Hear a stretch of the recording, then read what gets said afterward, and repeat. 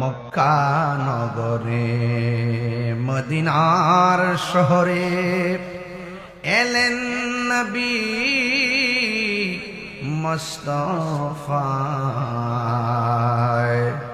ইসলাম প্রচার করে নবীজি শুয়ে আছেন মদিনায়। আল্লাহুম্মা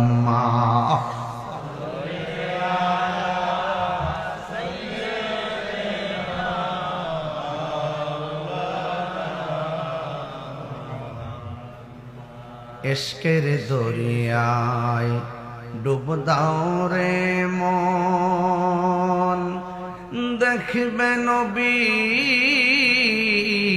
জির দিদার, খুলে যাবে চোখের পর্দা, দূর হবে মন